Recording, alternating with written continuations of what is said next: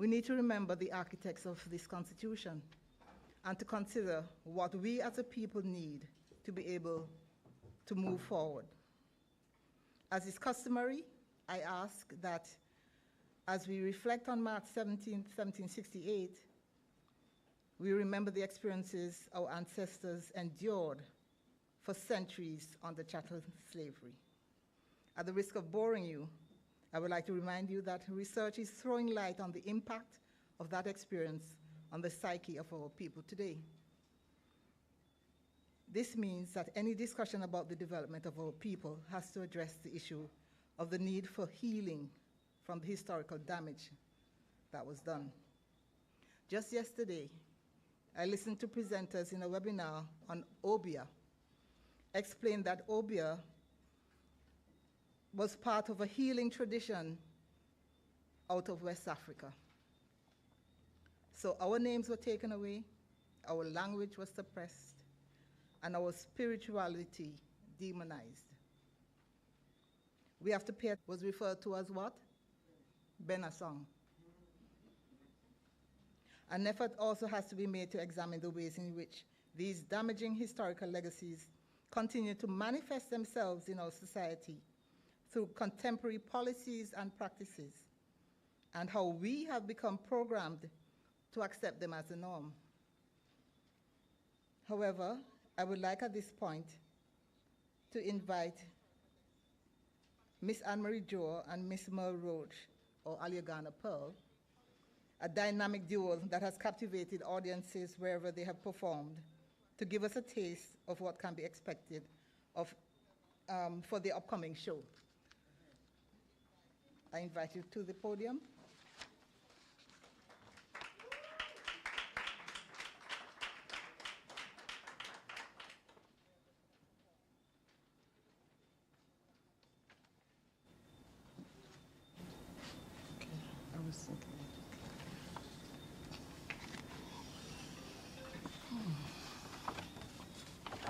Good evening, everybody. Thank you, Grace, for giving us this opportunity to talk about what's on our mind. Because we're going to take it right down, isn't it, Anne-Marie? We are. Apparently, the presentation tonight is about what's on your mind. So, Anne-Marie, we going to tell them what's on our mind? Yes. All right. Yes. All right. So, what's on your mind? Uncle Baz, whole morning we are trying to forget in pan what's on your mind. But the phone line them just a ring out busy with all the people with pan the line. So much things that we want to talk about. And me beg Jenzil for take good notes. Cause me want answer to how we question them, cause me give them plenty votes. First to commence, the price of gas. Baz, years now, gas price gone up a hike. Me have to put on my car and practice up for ride per motorbike. She friend them a laugh. Says she too old for go up a motorbike. Baz, me tired tap inside. Me expand my options. Cause some nice boy might stop and offer me one ride. Me now tap a road and wait pan bus. And shyness nah go pay. Me have to get bold for get what me want. Coward woman now win today. She got she strategy, Uncle Baz. Since petrol gone pan hike, me a beg for cheaper gas. And meantime, me alone for ride pan bike. Next thing, Uncle Baz, me good friend Merle, I go take one holiday. He invite me for come with he, and me all excited cause a long time me not gone away. She take out one new passport and she nice new specs pan show. But when I we check out the airfare them, no look like how we could bother for go. Just from here to Antigua, I broke the bank. Uncle Baz, you ever see anything like that? Look like we are going to have to swim the Antigua. Else, our vacation, it don't fall flat. I will may go do little island hopping. Na Guadeloupe and Dominica. Indeed. But we done practice up really patois for chat in a Martinique and St. Lucia. And we done plan. If we see one handsome boy, are we going to whisper, Mweme, woo! And if somebody me like, come chat me up, hear me now, pay bushu. We may go Barbados too, you know. So much old friend if you see. And me don't call them and say, we come. Yeah. And then promise to look after we. Baz, are we all excited for travel boat? We done pack up with grip. So me beg them, please, make case drop down the airfare so we don't have to cancel we trip. Last thing, Uncle Baz. Since the year start, me start for go to the gym. Me and Anne-Marie, we try to get fit. We want to look nice and trim. You see, now a sports season. We MSS, I soon got them own sports there. And we mean, we are going to run the all girls race. And we are go all the way. Straight to the finish line, me and Merle. Yes. We going to be a sight for see. 4 foot fling way, 2 mouth push out, and 4 hand flying free. Everybody better move out the way. Nobody are going to believe them eyes. When Anne-Marie and Merle win the old girls race and step up for the prize. Okay, Uncle Baz. This time at the real last thing now. More Merle and Anne-Marie. Next Wednesday, 6 o'clock, right yes or so, for plate tart and cocoa tea.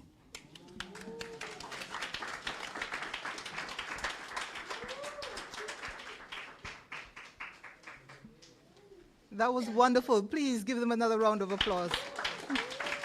Thank you. Thank you, Merle. Thank you, Anne-Marie. And we'll see you next week. We'll be here.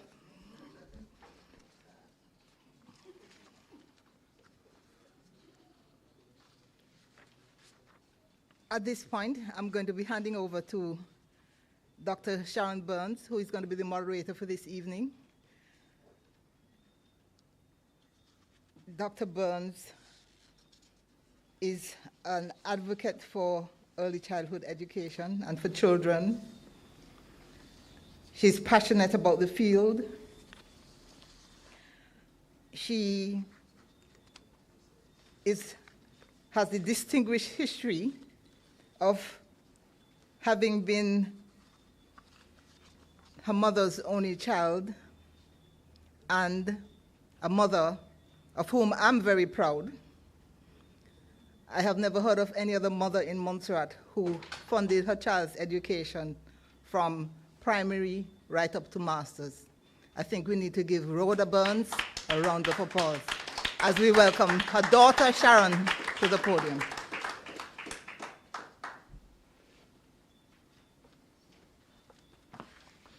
Well, good evening, everyone. And we are here. You're my little granddaughter, not my real granddaughter. But we have gathered here this evening, virtually and physically, to celebrate the 257th anniversary of our ancestors' daring master plan to confront and challenge their enslavers. A lot is on Miss Castle's mind that she wishes to share with us tonight. She anticipates that what's on her mind will awaken our minds, and then it will be not just a what's on her mind, but we got a little taste. What's on your mind? What's on our mind? All right? So after she tells us what's on her mind, we will let her know what's on our mind. Before we hear what's on her mind, I want to give a little background to Miss Castle to let us know where she's coming from. She is a Montserratian who grew up in a home with a teacher mother and a jack-of-all-trades entrepreneur father and 5 siblings. They multitasked, they farmed both flora and fauna, they did crafts, they explored their neighborhoods, they did preserves, and amidst it all, Grace was the ultimate avid reader. I'd go to her house with Mr. Castle and my mother sometimes, and everybody with Grace, she in there read something.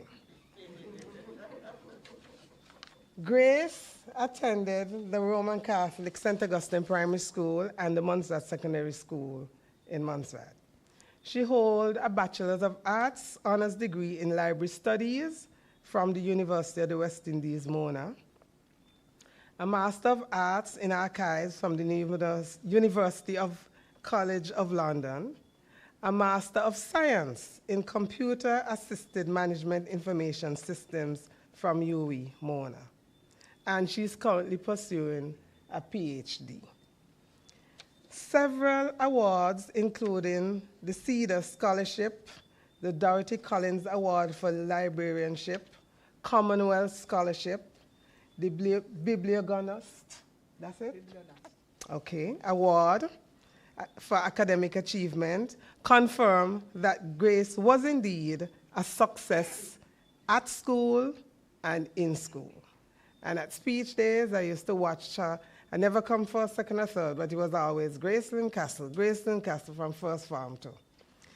So Miss Castle has worked at the Montserrat Public Library for over a decade before sojourning to the library at UWI Mona, where she spent almost a decade.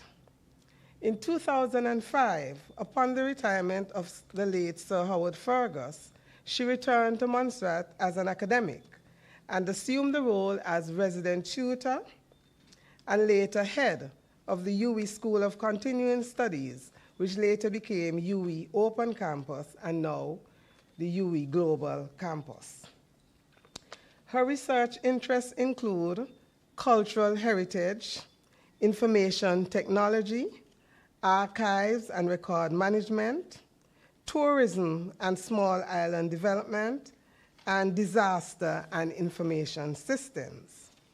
So, what's on her mind is a manifestation of these experiences and interests. So, we're gonna sit back, relax, and hear what Ms. Castle has on her mind.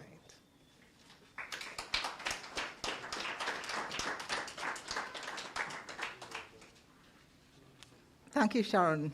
You've let the cat out of the bag. I've told you before that the only interest I had in getting a prize was because they always gave books. I would like to start by thanking Basil for that program on Radio Montserrat that has been the mainstay of a society that needs healing, needs an opportunity to air grievances, needs opportunity to seek for solutions. And I'd like to acknowledge the work of the current government in getting that program reinstated. And as I listened to the first one, and I thought, I need to be sharing what's on my mind as well. Because over the years, as I'm growing up and I'm observing what's going on around me, I'm having these experiences. Some things are not quite fitting the picture.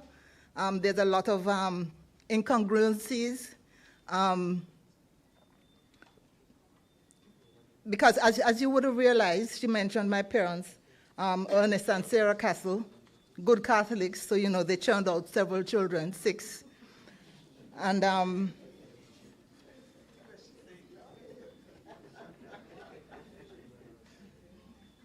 So we were in the Catholic Church. There are things that I'm hearing that I'm not necessarily agreeing with, but I valued the some of the values were meaningful for my development. So I see the value of religion, but at the same time, today you will hear me say that religion is an excuse for a lot of people for action. Religion is used as an excuse for action in our society. So these are some of the things that have been bothering me. Now, I want to do my presentation in two parts. I'll use just a selection of my observations and experiences from growing up in Montserrat, going to school in Jamaica, working in the public library and in academia, to address such issues as parenting and attitudes that foster development or don't. Then part two will present the findings of two brief surveys that were conducted recently, virtually, to get an understanding of what the private sector experiences and how Montserratians in the diaspora feel about home and how they feel about the Constitution and independence. I say that the presentation has to be interactive, so we're not just waiting until the end for the discussion. I'm hoping that if whatever I'm saying is resonating, by a show of hand or maybe a note, Yvonne is monitoring the online space. If you put in information, she's hopefully going to send it across to me for me to share with the audience so that we can all get some relief from what's on our mind. Now, growing up in the 60s, like everybody else in the village, we had animals to look after. We had goats, sheep, we had pigs, we had ducks, we had turkey. And it meant getting up early in the morning, dealing with them, joining everybody else, walking from, we would meet up with the people from St. Patrick's who would meet us in Jingo's. We meet other people in Kinsale, and we'd go to school, those of us who went to Catholic school, now St. Augustine, and then you had other people who dropped off at St. Mary, that's in Plymouth, and other people who would have moved on to Wesley. Those were the days I felt safe. Everybody was looking out for everybody. I had a grandmother who, whenever she cooked, she never just cooked for herself. I remember her calling out to whoever was passing by, usually workmen coming from the mountain after having had a hard day's work in the hills, and she would say, "Me just don't cook. You want to come get something to eat?" And I'm going to tell you, the other day we were in our family forum discussing my grandmother's food, and it always had a little bit of salt pork, just a tiny bit. And it gave it this fantastic flavor. And we were all longing for this flavor, and my brother Joseph decided he would give it a try. So he tried to make some salt. It wasn't corn pork. It wasn't exactly the same as my grandmother's, but it was close to it. So the longing was kind of controlled. Now, we had a father whose catchphrase was, can you guess? Use your brain. So we were told that we had to have the initiative, be creative thinkers, problem solvers, critical thinkers,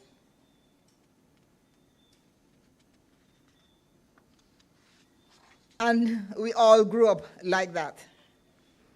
We had to, there was no separation of chores based on gender. We all did everything.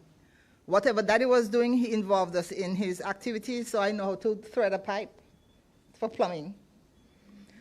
because Daddy would be there with his equipment, and we're there watching, and eventually he gave us a chance to have a shot at it. So he was a man way before his time.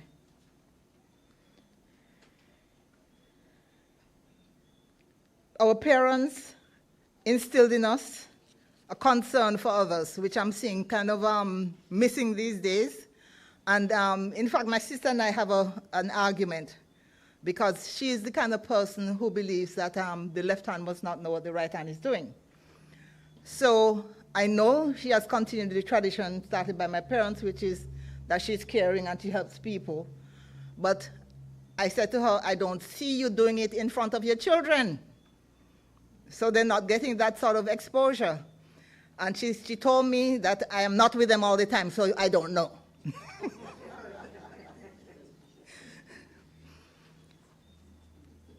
But what my parents were actually doing, they were extending the reach of their own arms by using their children to go out into the community. So we would be sent up the hill to take lunch for the shut-in, an old man who complained about the soup that we took and said he would prefer to get steak.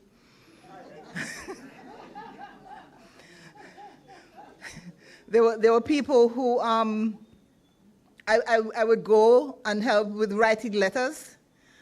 And in fact, when I got to Mona, I ended up doing that as well, because from time to time, people from Monza would go to Jamaica for medical attention, and they would end up at the UB hospital. And once I found out that there was a month session there, I would turn up to see if they needed any help, and I would end up sending letters home for, to their relatives, to say that they're okay, that kind of thing. So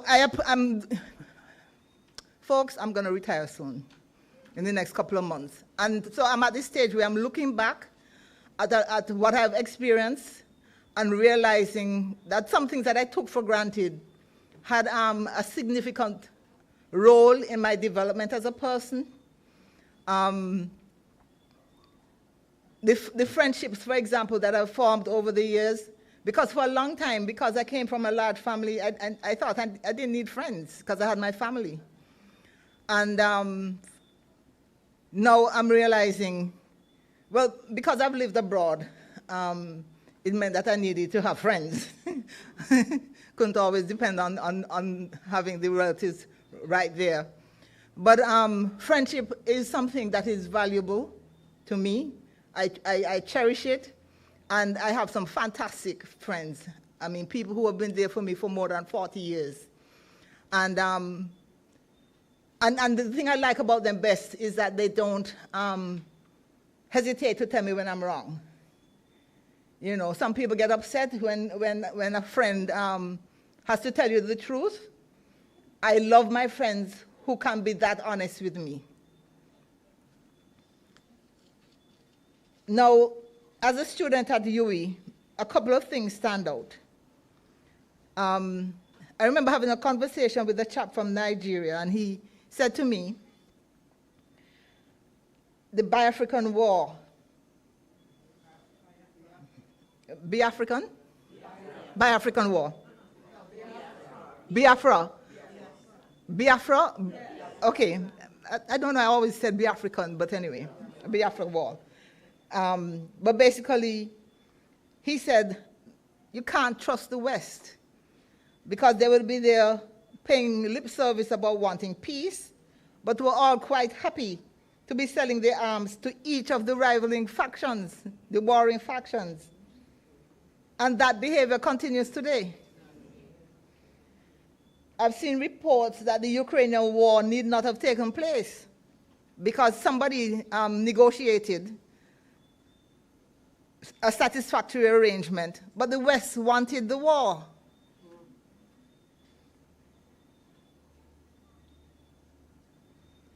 Then I would have been in Jamaica from 1979 to 1982. When I got to Mona, Michael Manley would have been in power. And he was trying to introduce a more equitable society. So He did things like made education free, so Jamaicans were able to go to university without having to pay. And I met a lady who had been given a scholarship to go to the UK to study dance. And she was back teaching dance, and she lived on one of the hills. And I actually was invited along with a friend to have tea. And her thing was, the country was going through all sorts of austerity measures, and you couldn't get foreign exchange easily. And she was very upset because she needed to shop at Harrods to get her tea sets. And she said that she owned a gun, and she would use the gun against the government that prevented her from being able to spend her money how she wanted to. So she, those antique books with crockery for sale, she wanted to be able to select and bring them in. And I know that we appreciated people like City John and so on who came up and brought us soap powder and so on, things that that were hard to find. But I was very comfortable using the substitutes that Jamaica was providing. In fact, they created a cereal that was much nicer than cornflakes. And by 1981, when Eddie Siaga replaced Michael Manley, that cereal disappeared from the shelves. And I'm talking about less than a month after Siaga came in.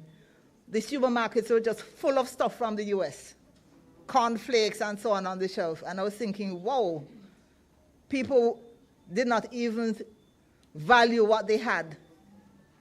It was like a 7-grain thing. I've looked for it when I went back to Jamaica. It's no longer being produced, unfortunately. Okay, so I'm just, these are odd things that kind of stuck with me, and I'm looking around now and seeing similar things happening in the global arena.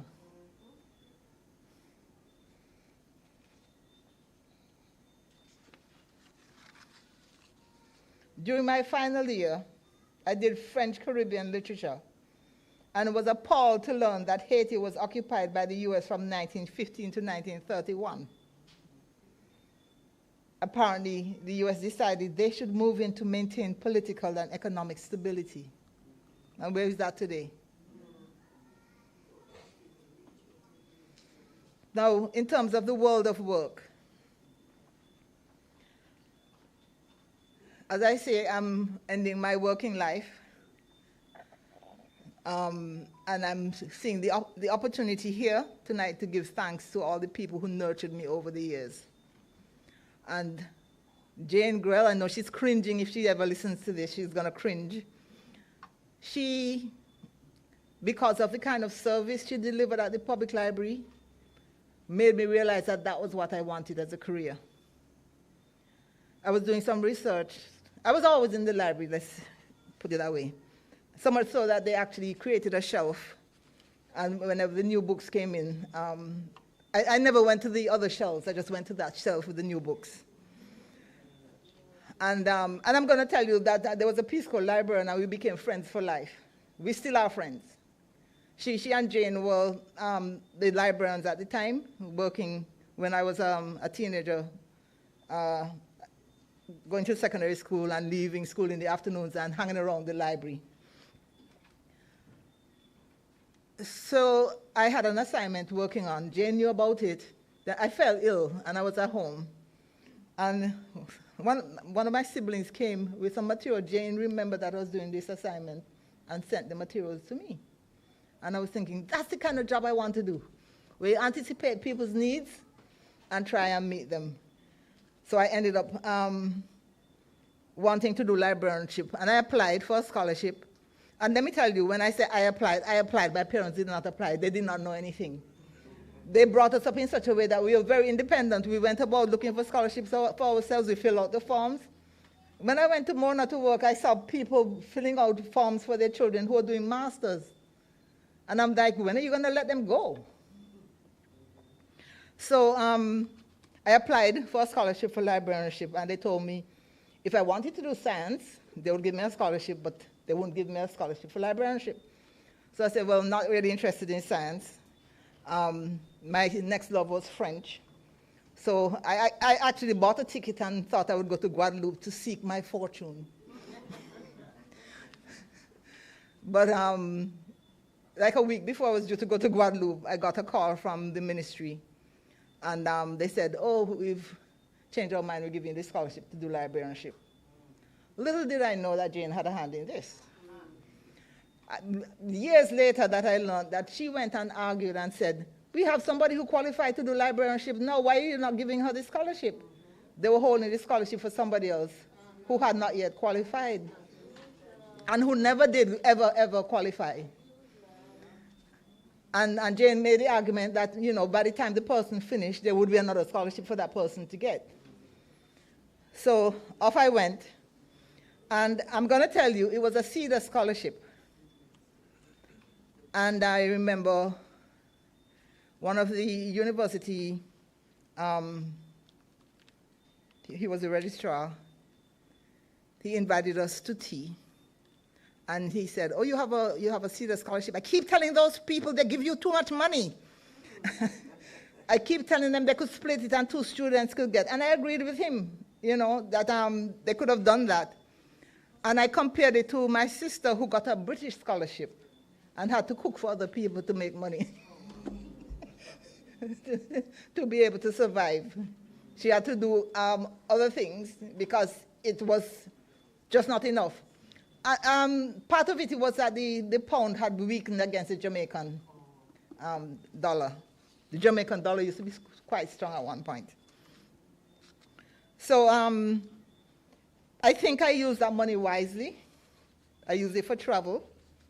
So 1 year, that would have been 1980, we were told that the Jamaican students were invited to go to Haiti. And I said, well, what about the rest of us? Are we just chopped liver? And they said, well, the invitation was extended to Jamaican students. And I said, what if I paid my way? And Professor Dash said, I never thought of that. Let me look into it. And he said, yes, you can go. So I went. I did my own thing. I did not join the Jamaicans. And apparently I had the best time. Went to, I actually live in Pétionville, where it was actually owned by a bank manager. So as he drove down to work in the mornings, he would give me a ride into town. And I attended a couple of the lectures that I picked what I wanted to do. And one of the things that I wanted to do was to see a zombie. So there was this doctor who was doing research on the whole zombification process. And he had a lady in the session, and he explained that he had met her on the streets just walking around aimlessly, and decided that he would look after her and see if he could get her back to normal. He had been working on her for like 2 years. And I remember when they were leaving, she actually walked past the door, and he had to say, well, you know, the door is, and she kind of just walked backwards like that, and then. Now, the whole process of zombie is all scientific. I know we get all scared when we hear about obeah and zombie and so on, but it's scientific. There's a poison in the pufferfish, which is also found in a particular plant. I used to know how to pronounce it. It's a long thing. And when you imbibe it, your metabolism slows down to the extent that, to all intents and purposes, you seem to be dead. They can't find a pulse, no heartbeat, nothing.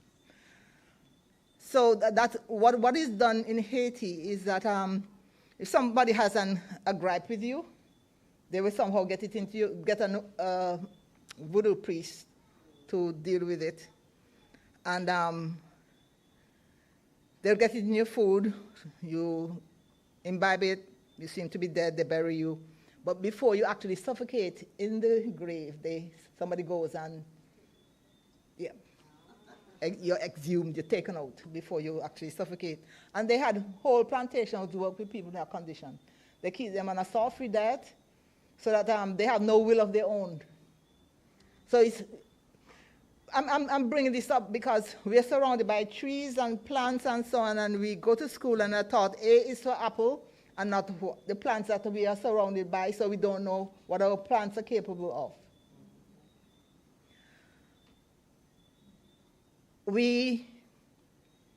Yesterday when somebody came by and I said, I'm listening to this lecture on Obia, and she's like, oh, I don't want to hear anything about it. We can't be scared about something we don't know. We have to make the effort to learn about these things so we can decide that if they can be used or if we reject them. Because at this point, I'm looking at all the institutions that we've been given. Schools, the education system that we've inherited. I'm looking at the legal system, which shows no mercy to our people in a society where our human resources are very important. I'm looking at the penal system, where you read about prisons doing such wonderful things for people, and they can go and join society. Are we hearing that here? No. I'm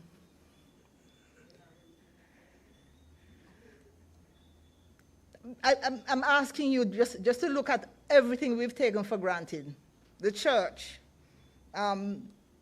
People are going to church.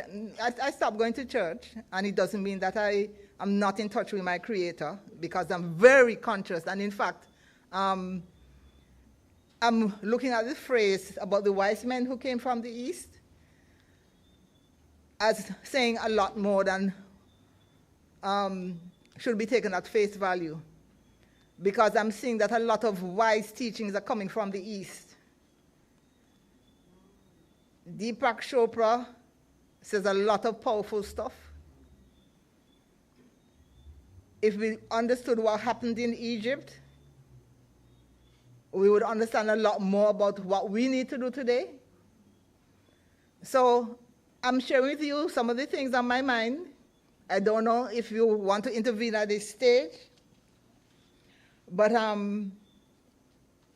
you know, I'm looking at what has been happening in the US with this total reversal of all the things that people fought for.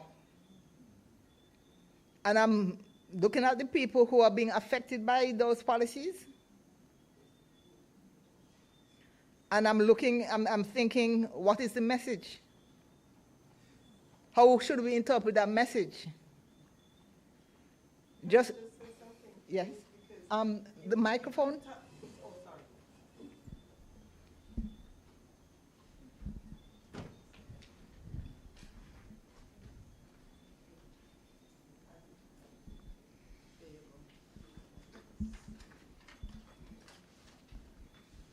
Okay, is that better?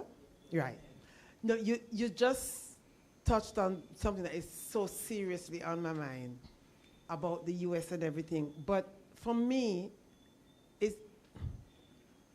my horror is about the number of people who saw it fit and right to bring somebody back into power who is just focused on destroying everything that you spoke about just now, destroying all of that. And that's the message that I'm picking up from this, that there is so many people out there who think like that it is scary. I mean, I used to laugh at the term, they walk among us, but they do. They're not only walking among us, they're acting among us, they're doing so many things among us, and now, all of a sudden, they seem to think they've gotten a carte blanche. And because of what has happened in the US, it's like, oh, I'm in the UK, I can do this. I'm in Canada, I can do this. It's like an opening of, yeah, everybody else who thinks like this, you can do it and make your area great again. And that's the scary part for me, honestly. That's the message that really hits home to me. It's about the amount of people who were able to instigate this man coming back into power with so many votes. He didn't win by one vote. And even if he did, he would have had to have how many votes to still win by one? And so all of those people out there think like that. So are we really in a minority now? Because we've been called a minority for ages by these greater, more developed countries. We've been called underdeveloped, we've been called minority and whatnot. Are we really minorities then? Are there so many of them out there that they are a majority? And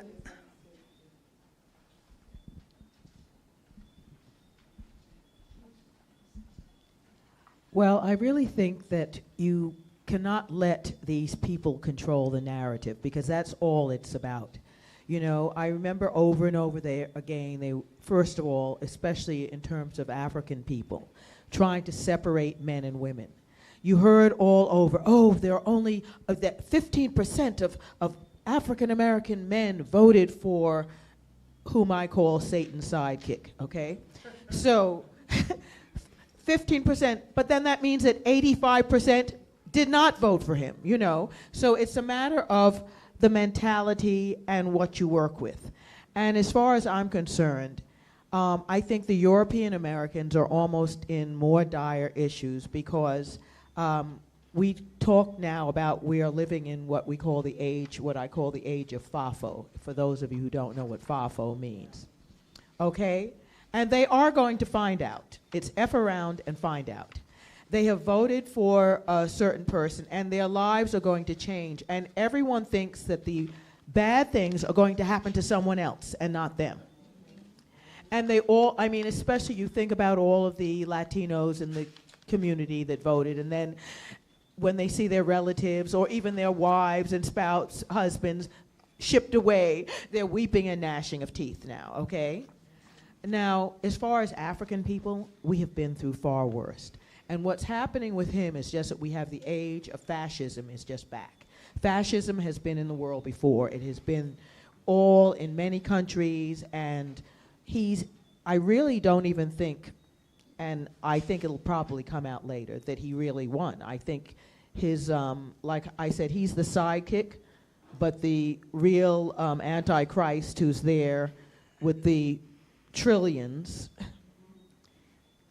did something with an algorithm to let it appear that he won. And that will come out eventually, but you know, here again, they were talking about getting this gentleman who killed George Floyd released. But this is all a distraction, because if that happens, you know there's going to be disruption, and next thing they'll say, we need martial law. And so you have to see the game before it is played.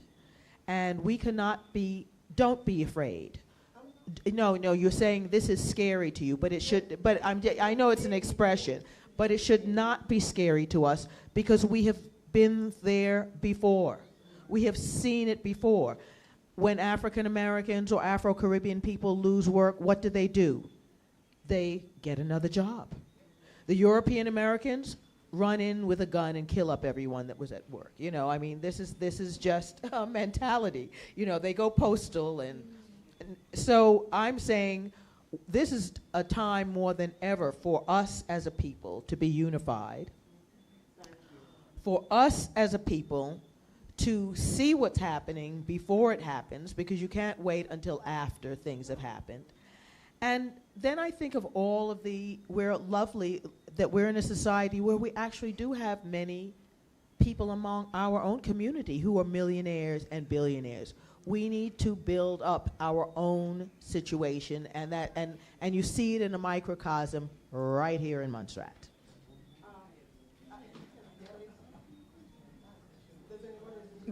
The lady in the red top at the back.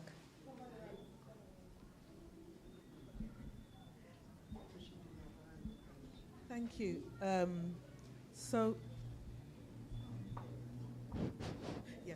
So, I want to refer back to what Gracie said a while back, and she talked about. You spoke about looking to Eastern knowledge.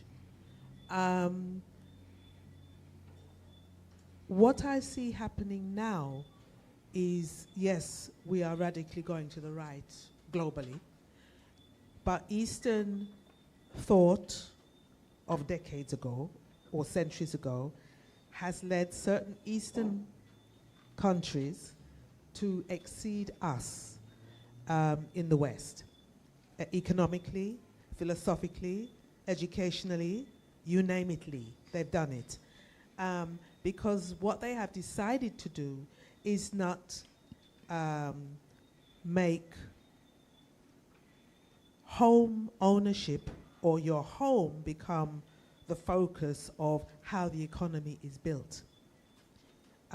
Many countries have this thing about you own a home, you have property, you are rich.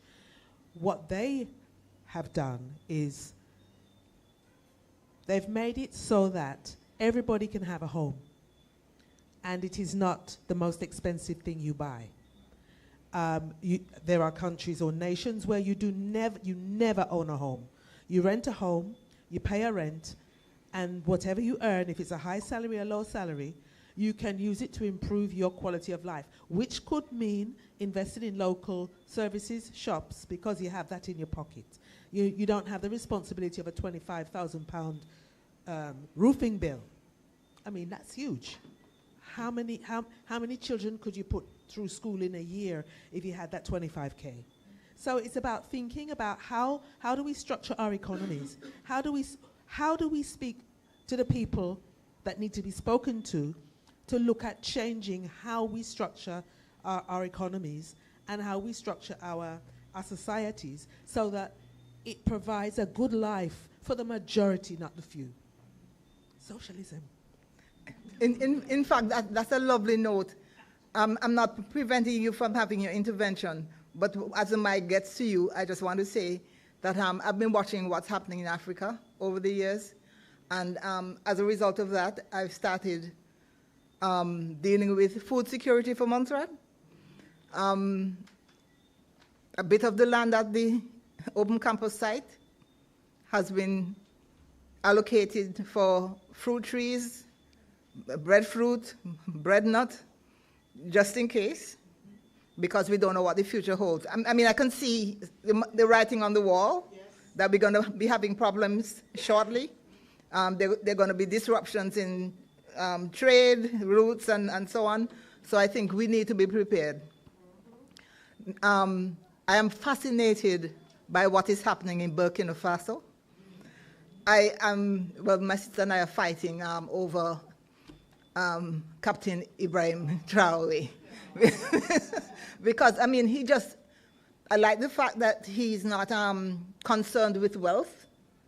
He reduced the salary that he would have been getting. He collects the same salary he used to get as the head of the army. He's not looking for some status car. His pickup is enough for him. And he's doing some fantastic things. The prisoners are no longer in prisons, they're out farming. He's building roads, he's putting on houses so people have a free house. And everybody's asking, how is he managing to do that? He's cleared the debt. Basically, he's said to the people from the West who were holding on land that they were not using, that we need the land to be used. And he says anybody who wants land has to lease it from the government as of now. And some of the other African countries are doing similar things. He's getting support. I mean, he's actually had like maybe 9 attempts on his life so far from within, because of course they usually find somebody who's weak and persuade them to undermine something that they see is good. Because if you think about it, Cuba has survived for this long with almost the entire world against it.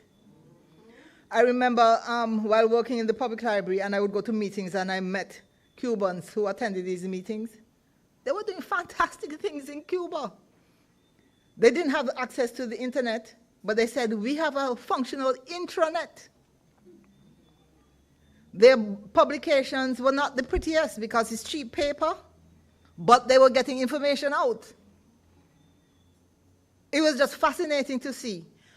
And I realized the West would never want Cuba to be successful because there's this thing that capitalism is what is best for the world. It is not.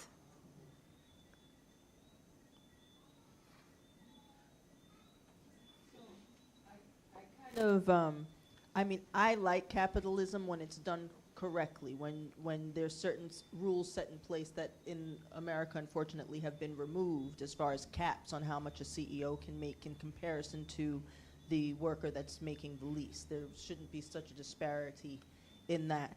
And just worldwide, even before the election, there's so much genocide going on around the world in all of these different places, all of the continents, really.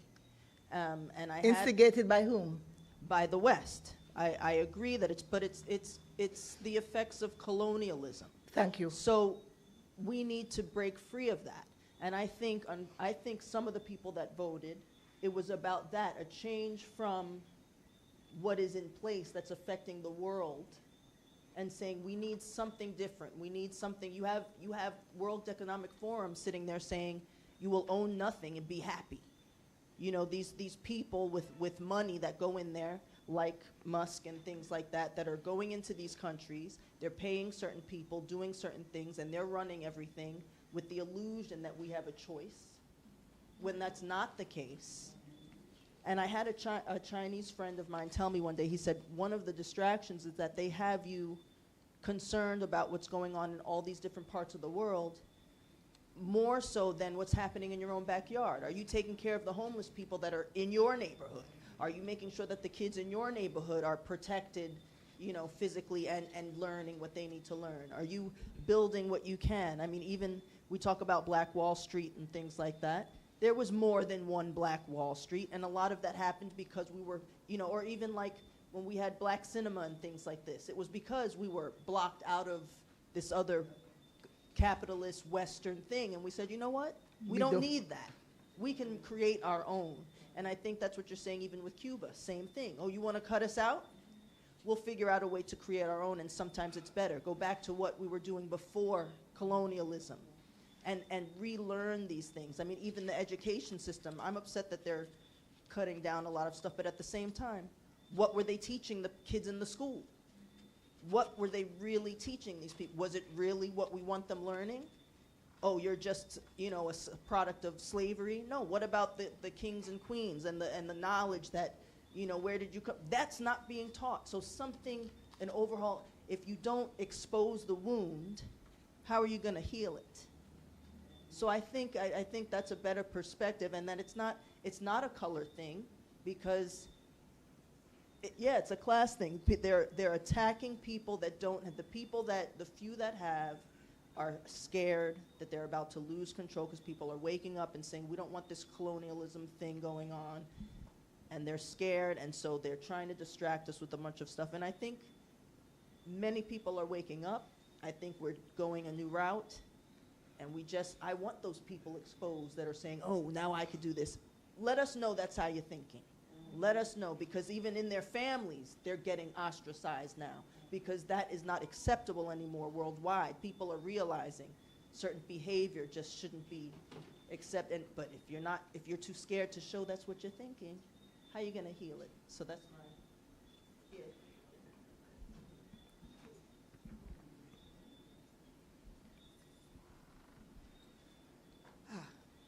60 years in America as an administration, going from Boston. Right now I live in Washington, D.C. I know the system. I've worked in Heritage Foundation. I've worked in Carnegie, what you call your intellectual institutions.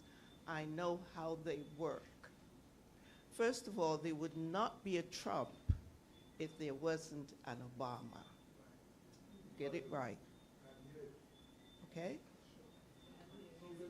There would not be.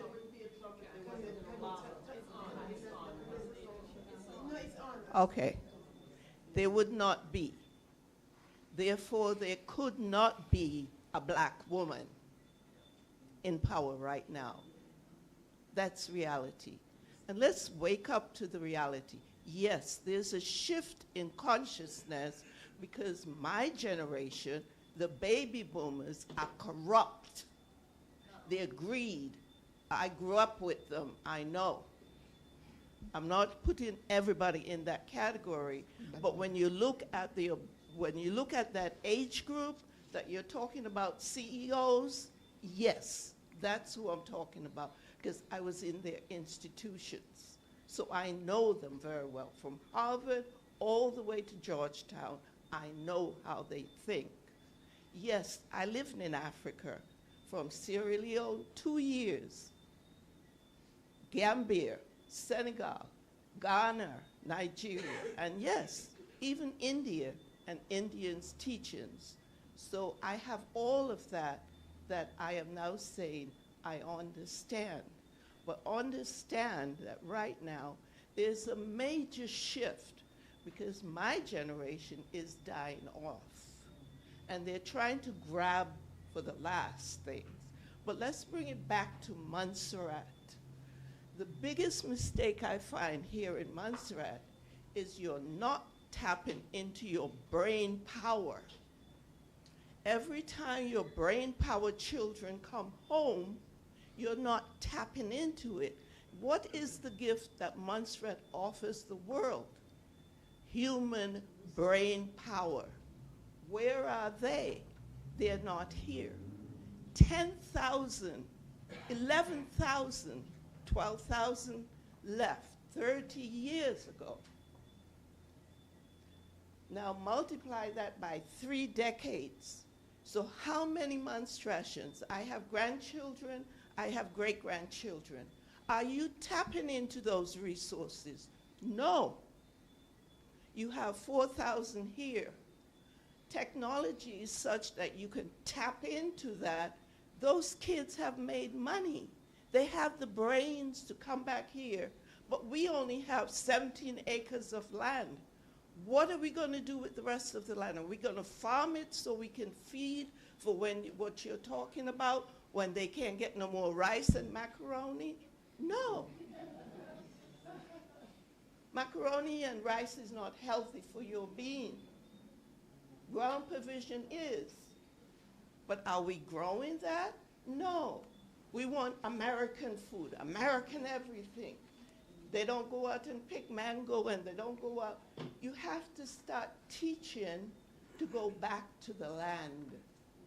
And unless you find young Monstratians, because my age group is dying off, let's be realistic. The age group after me, they're dying off. So if we don't start tapping into the brain power, which is the wealth of Montserrat, to get them to come back here, not to party for Christmas and St. Patrick's and party, party, party. Let's start tapping into your brain power, young people, and bring them back here and teach them what it is that we need to develop and stop this political party nonsense of opposition party and elected party, and tap into the brain power of the children, my grandchildren, your grandchildren, because they are the future. If we don't, the British will take this land that they call exclusion zone, and we will never ever see it again. Are we passing it on to our grandchildren? No. They are the brain power of Montserrat. Let's get that straight. Forget about everybody else. I've been in Dominica every year for the past 4 years. You know why? Because I can get food there. I can't get it here. And when I get it from Dominica, it's not fresh. But we, when we were growing up, was the breadbasket for Antigua and Nevis and St. Kitts. We had more mangoes here, more this here. And Can I get back on the land where I was born? In Kinsale? No. 30 years later. So while we're concerning ourselves with outside, let us recognize the brain power that we have that you all call diasporas. We're not diasporas, but tap into that source, because they're giving it to England, they're giving it to America, they're giving it to Canada. Where is it in Montserrat? Party? Is that all we want to do every time they come?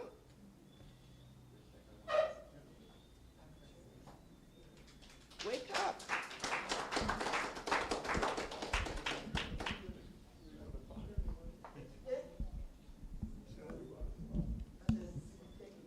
Thank you. Can you hear me? Yes, it is working. Hi. Oh, you hit it. It works. Okay. What's on my mind is that Mr. Trump, and I'm back from the US in less than a week now, Mr. Trump has instructed the leaders of the Caribbean countries that we must sever ties. We must sever our ties, specifically our medical ties, or at least in first place, our medical ties with Cuba, and has also indicated that we must absolutely sever any relationship with China, because China is encroaching on, I think the word that they used was the authority of the US. Now, I'm aware that, we're all aware that Montserrat doesn't really fit into that, because we don't get to decide, except maybe the Cubans. Everything else comes through England, right? And I'm not saying the UK, I'm saying England. And if we have been paying attention, we must have been aware that England also has been making moves in the Caribbean through the overseas territories to counter China.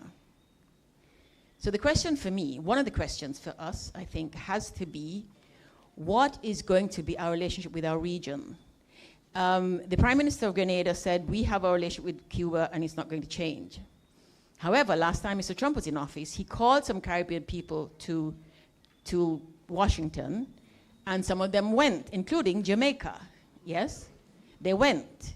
And part of the conversation then was, why did you go? Why did you not say you must speak to CARICOM? So the questions I have go way beyond, well, let me put it this way. Unless we get those questions answered, we won't have the conversation about food. We just won't. We just won't. So that is what's bugging me these days. What are we going to do with this man? As far as my American side, I am part of the 92%. I'm relaxing, I'm expressing joy, I'm not doing anything. However, I'm watching what's going on online. I'm very active online with some women, political women stuff, and I'm seeing around the world women are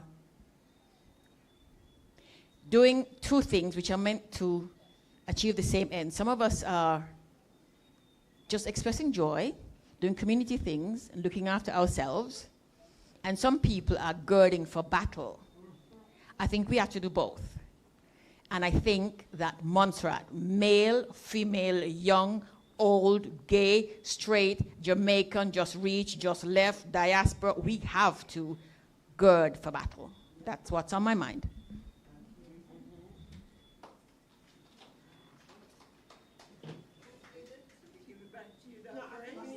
Yeah. Thank you. This gentleman has been trying to say something. Yes, sir. Do you know that Montserrat have the brightest people in the West Indies? Who knows that? The brightest people in the West Indies. About 15 years ago, the Americans had the Jamaican children in contest. The Jamaican beat them. The Americans decided next year we are not going to allow the Jamaicans to embarrass us. So they kept them out. But you know, the next year after that, the children from Montserrat beat the entire Caribbean. You all don't remember that, eh? I go in Trinidad, and they beat the entire Caribbean. Montserrat have the biggest brain, people from Montserrat, on average than anybody else. But there is one thing, the opportunities are not here. It would be good that the people from Montserrat and Brightlands come back here. But the opportunity, my son He graduated in 1989, and he went up to Florida because there is no opportunity in St. Thomas for me to go forward. So he left. This is what opportunity, economic opportunity must be there for people to stay. And that's part of our problem here. Now, one thing, I'm finishing right now. I am here, and I'm glad to be here, but I planned this trip 6 months ago, but I nearly couldn't get here.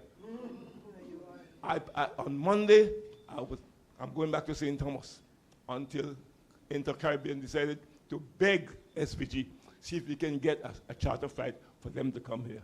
You have a problem in getting here. And that should be solved.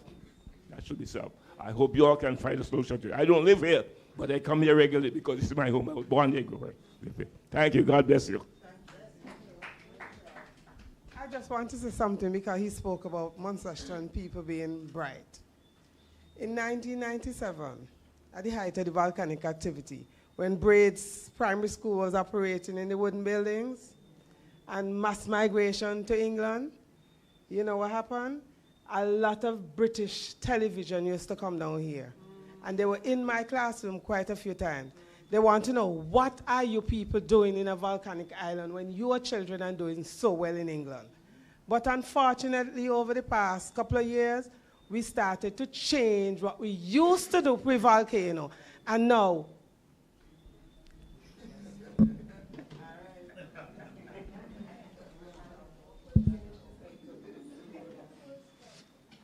thank you. I mean, I was enjoying the intervention so much that I've missed my spot.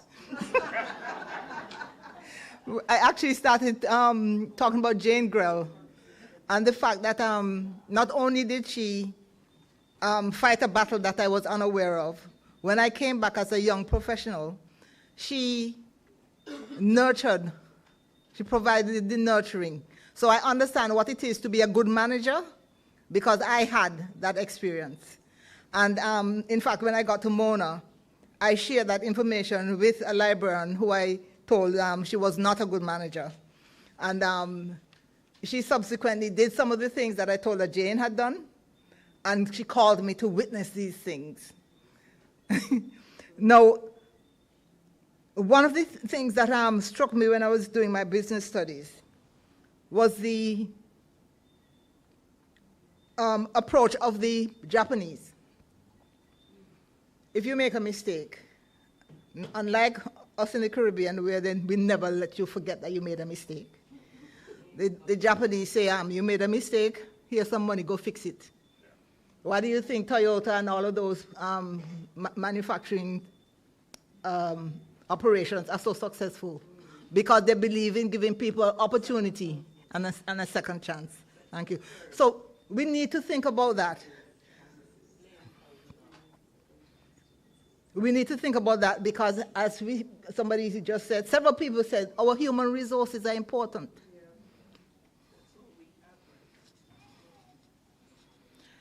And I don't know. I'm wondering if it's the plastic in the water or what. But all of a sudden, bullying seems to be taking over. It's like 1 in 3 persons is a bully or narcissist.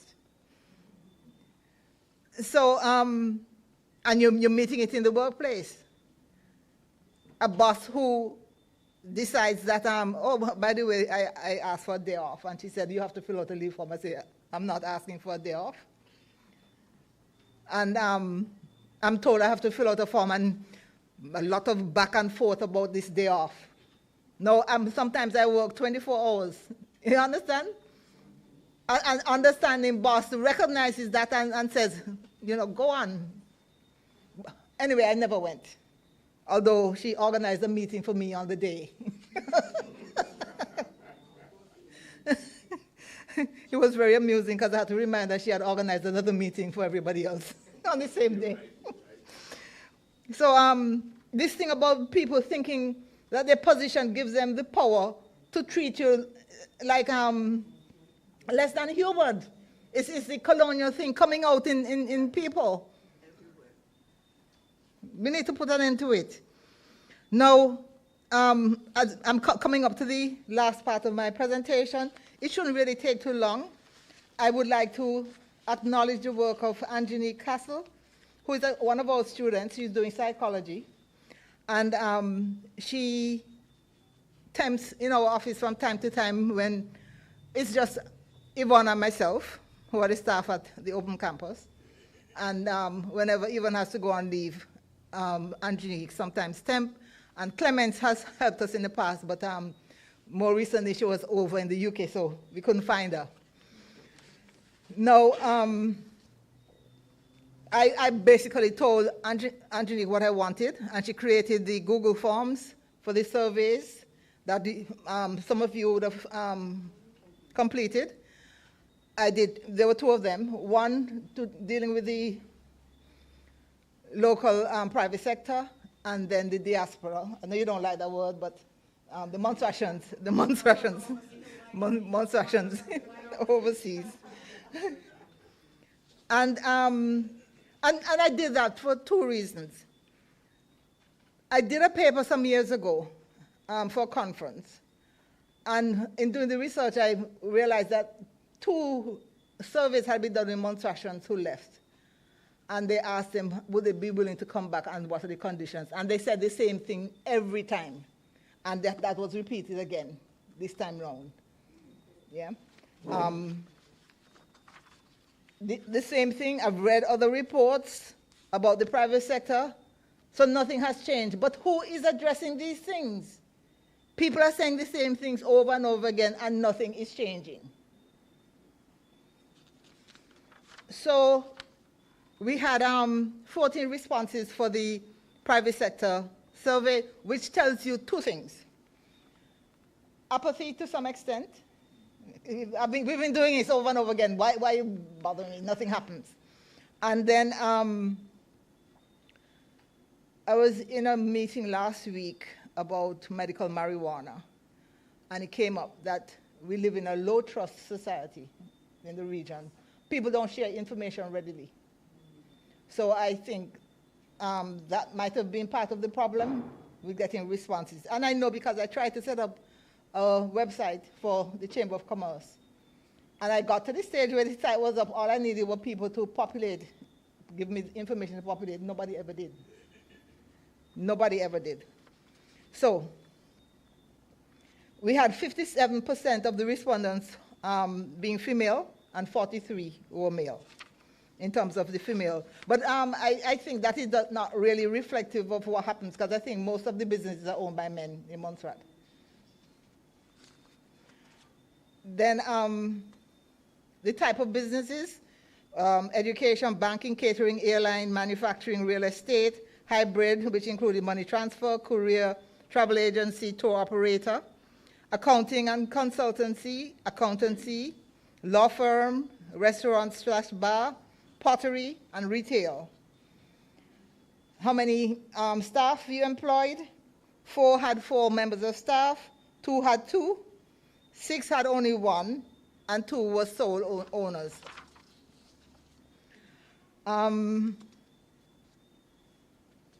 The businesses, only 2 were older than, they were pre-volcano, pre-1995.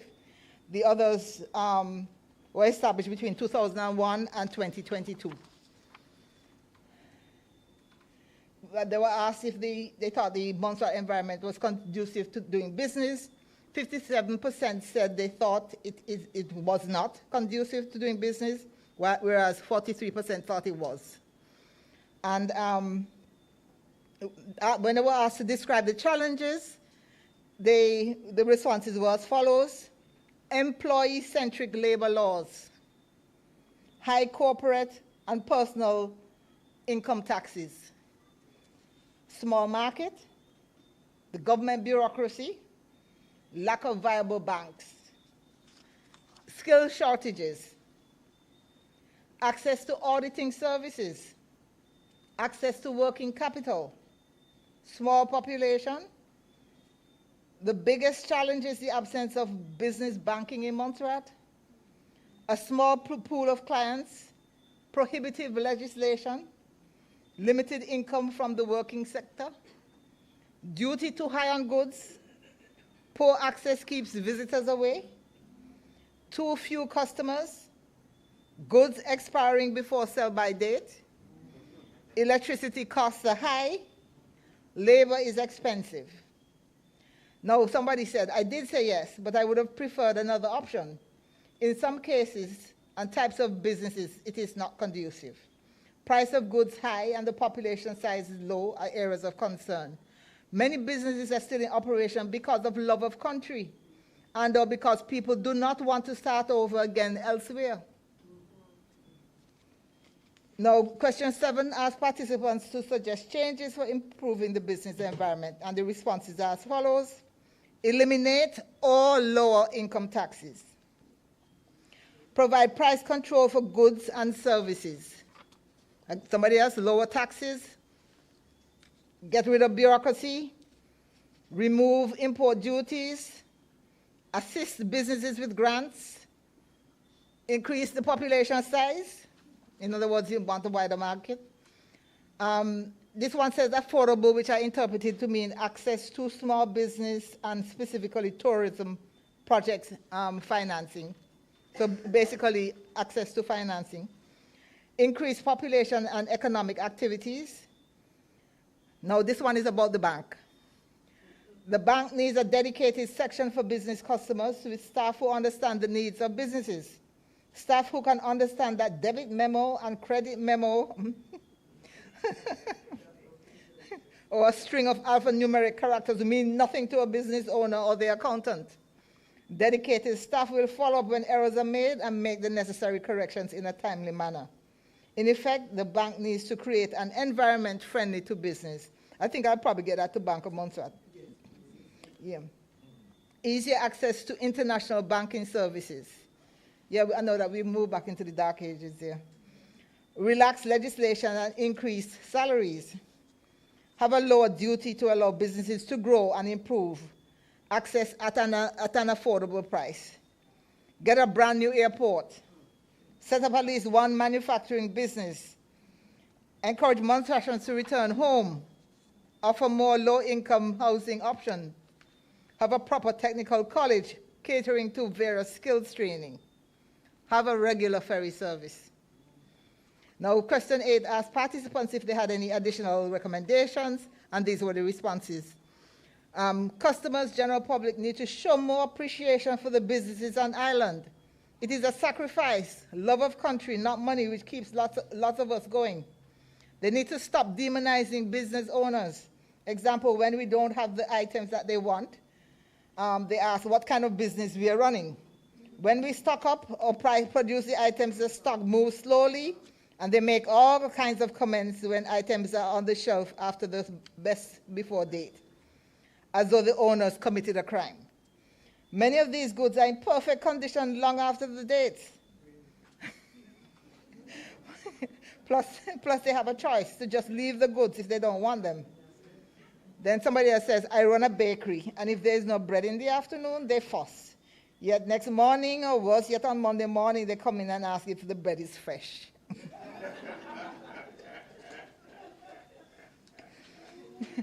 Improve access to the island. Get a website.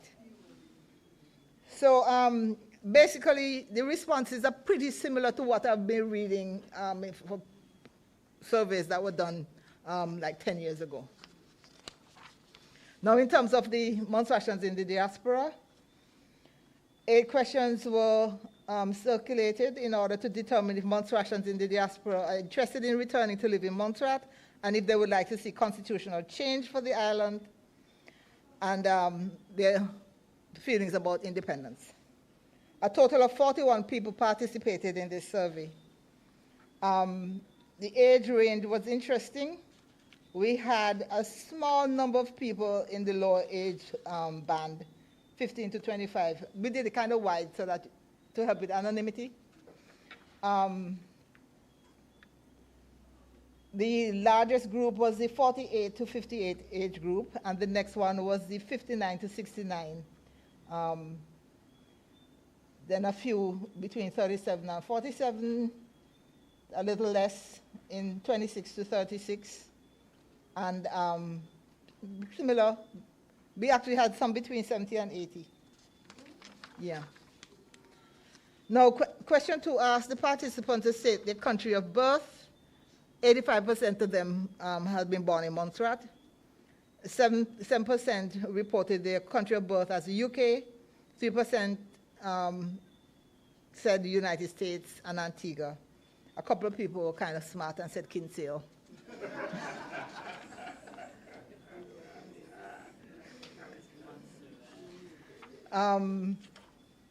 Question 4 asks participants to provide a reason or reasons for them living away from the island. And as you can expect, the volcanic crisis, more so than anything else. So even when they said family migration, education, economic and job, you kind of know that the volcano had something to do with that. Now, they were asked if they wanted to return to live. 88% said they really want to come back to Montserrat. 12% didn't.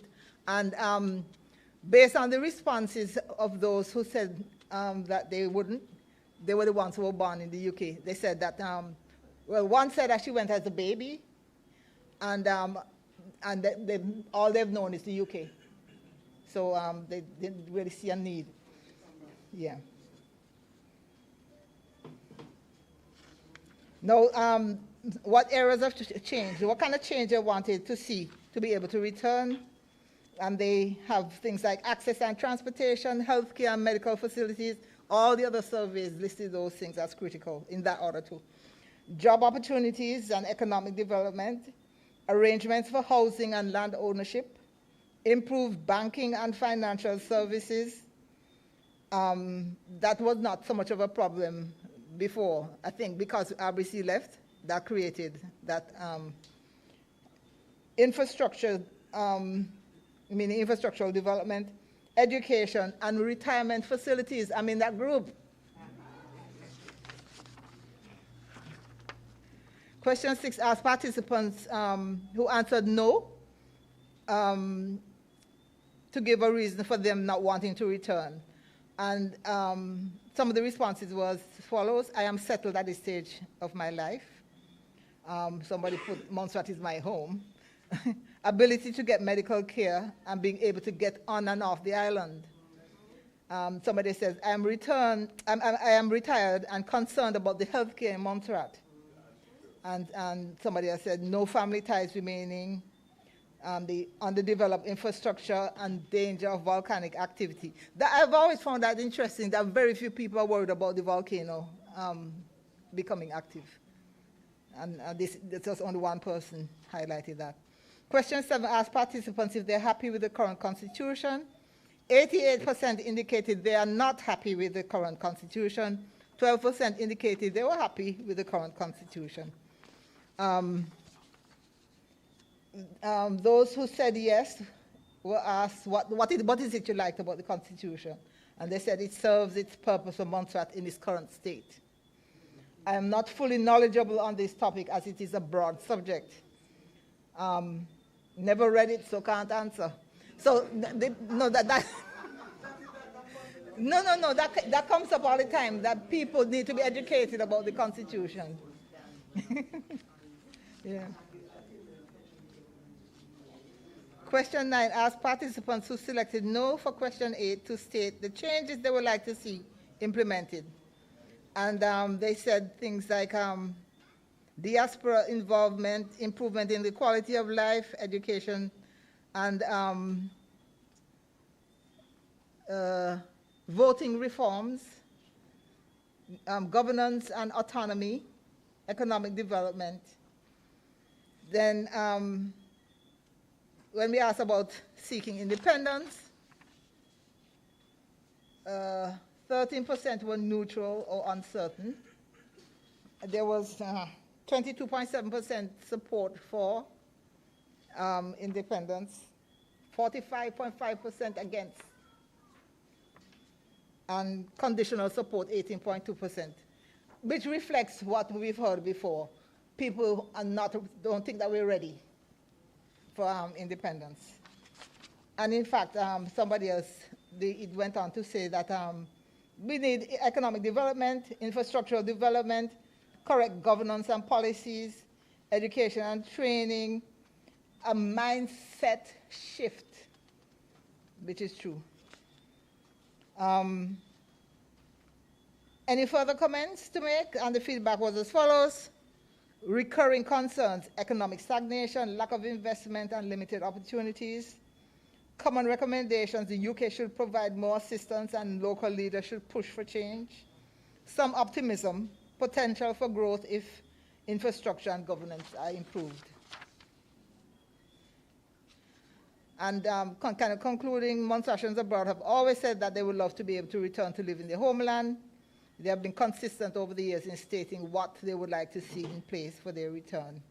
And I'd like to thank those people who took the time to fill out to do the survey so that we had some responses to work with. We're grateful for that. And at this point, I'm at the stage where I'm to hand over some items of appreciation. Oh, the discussion?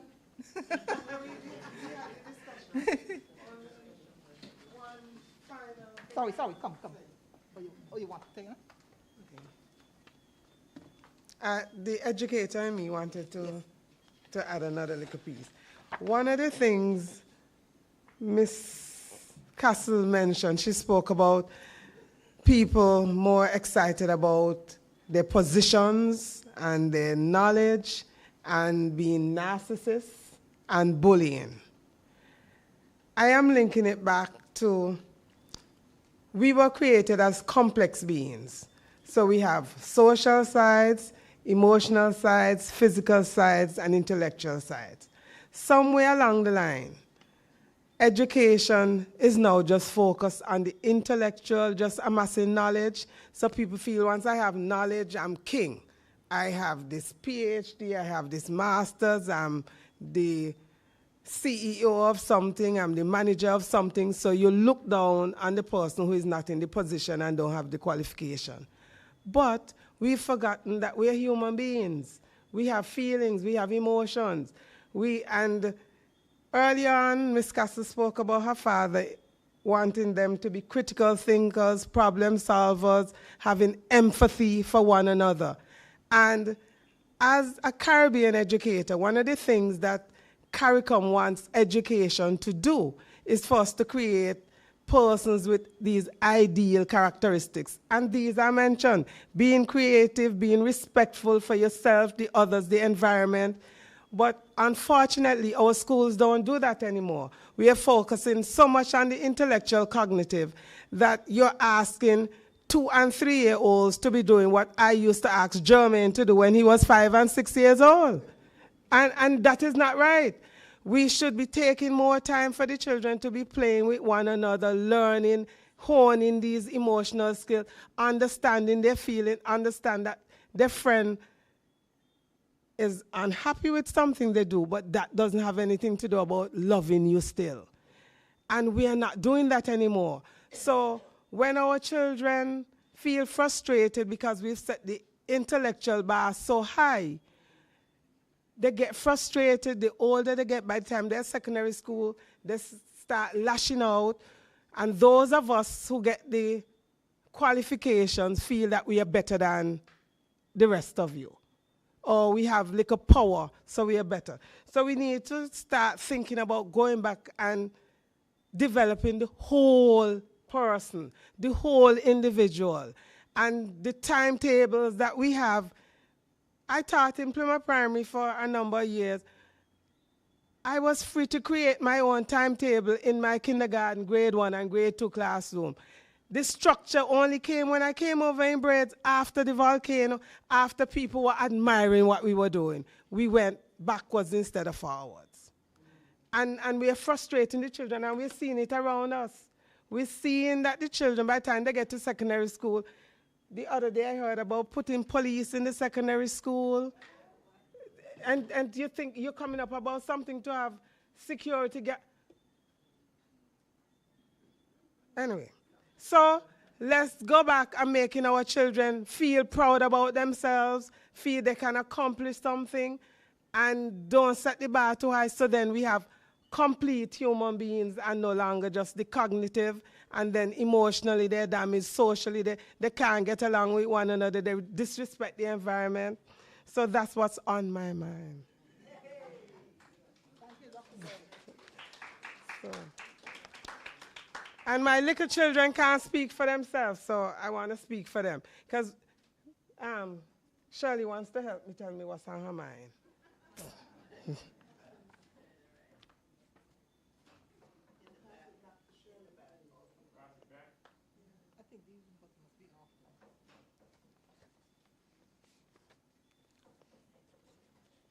Works. There you go. Dr. Burns, what you just said about our children and why they are, quote unquote, acting out, I'm convinced that one of the fundamental reasons for that is because as a nation, little nation, including the wider nation, Ms. Castle, that's what we at the Montserrat Conference call our diaspora. We have literally no idea who we are, where we stand, where we're going. One of the things, when Merle spoke earlier about the United States, I'm kind of cynical about the United States, and I am not surprised at all at what is going on because he has always been there, yeah? Trump is a quintessential American of a certain kind, the powerful kind, the one that has always been in power. He's no different to what has always been there. And what is coming out, the very cruel kind, what's coming out is he is, like Merle said, he has given people permission to be nasty, to be awful. They were awful to begin with. When President Obama was in office, it got tempered a little bit. People were saying, well, we are post-racial, we are post, and people were being a little bit more careful with how they speak. Now they are allowed to just be as nasty as they want to. They're empowered. But the point is that they claim being American. Whichever side they fall on, the negative side or the positive side, it's about being American. We don't have that in Montserrat. We talk about being Montserratian and it's about coming home to have a good time and chat and laugh. But the real work that needs to be done, there's nobody leading that. And that has been for a long time, well, for several decades. And the thing about being the reluctance to be independent has nothing, to my mind, to do with anything other than we don't think we are capable. We think we don't know. We have come to this place where we doubt our capabilities, we doubt our capacities. This is historical because it's coming from the times of enslavement. And then we got a bump in the 60s, 70s, 80s where we were finding ourselves and we were being taught in the secondary school how to be proud of being Montserratian, being black, being Caribbean. We were being taught to be proud. Merle and I went to secondary school in the same time period. We knew what it meant to be a proud Montserratian, a proud West Indian person, a proud Caribbean person. Yeah? We don't have that anymore. And so we think we cannot even be, if you don't even get as far as independent, we're afraid to even say self-determination because we poor, our schools don't work, our health don't work, nothing good in the Montserrat, everything is difficult and all that. When really, if we go back to just take a little moment and somebody, the artists, for example, keep reminding us how good we have been. There's a man behind me here who I've listened to over the years and years and years. And just today I was thinking I need to get him on the Brain Power program to talk about how it is to run the government institutions from a position of power and pride. Yeah? That is what's on my mind. The reason why we are so reluctant to be independent as individuals and be independent as a country, separate from, be independent spirited rather, right? Rather than necessarily legal, that's something else. But be independent spirited is because we doubt ourselves so much and we are not being called upon to really show up. I have full confidence, most of the time, I have full confidence that we can get there, yeah? Yeah. And so what's on my mind is, yeah, we need to just do this thing, man. I was just a few short years behind you and Merle. So I'm aware that we started to feel proud of ourselves. But I try to do that with little children I teach. And one of the things we know is within that first 5 years, that's where they start to develop the sense of self. They learn about racism. They learn about discrimination. So from there, we should be teaching them about us and Montserrat. But what have we done? At Plymouth Primary, we used to play games. I dramatized the St. Patrick's. You remember, Jermaine? I talked about that long ago as a little boy. But no, we don't do that because a lot of the teachers we have in our schools teaching our young children don't know it. And maybe they're not full of this national Montserrat pride, so they pass it on to the children. And then the focus now is on starting to prepare them for CXA exams from 3 and 4 years old. So when we should be having them playing, learning our symbols, learning about our national heroes, they don't have to write it. We just talk about it, discuss it, but we are so focused on having them be able to spell cat, spell rat, that the time we should be taking to teach them that and develop the sense of pride, we are not. Anyway, it's not my time tonight. So, both of, my teacher, come teacher. I think what the big issue is, we started to create, I think, or develop a confidence and an identity between the, I would say, the 70s coming forward. But somewhere along the line, that was lost. And where did we lose it? We lost it primarily when we have the big migration. We have to call it that with the volcano. Because the people who were coming through that period of time really created what a lot of us don't recognize as a proud Montserratian culture. We always argue that we don't have a culture. We do. We do. People say, oh, you say you're Montserratian. What's a Montserratian? Well, we may not have it written down in a, I don't know, on a blackboard somewhere. But I know we have a culture. Me too. Whenever I travel and I go outside of the U.S., I mean, outside of Montserrat, U.S. or in the U.K., you find people who proudly identify themselves as Montserratian. We never came to the understanding, or we never defined it. We never, but we know it, right? We have a few people here who tonight showed you what it is to be Montserratian. And how can we recognize that? How we speak, how we relate to one another, right? People feel, well, you know, we have a thing that's on social media where they emphasize the negative and never talk about the positive. But the positive exists, right? And the people who find it delight in tearing people down, bullying people, that sort of thing, does not represent the majority of our people. It's just not the majority. It's the few loudmouths, as they would put it. We have to find a way to let our young people know what that culture is. Put it together. Put it to the forefront. People like Merle and Shirley. Oh. I won't say Shirley, because Shirley doing it more Shirley talking about it more than most people. Anne Marie. Oh. Right? They represent a sort of what would we say? A monstrous that we need to recognize and put to the forefront.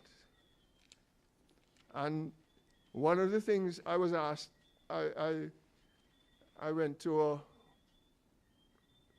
teacher training, not a workshop in Colombia. And one of the things that was asked of the participants in this workshop was, what do we export? Because the workshop had to do with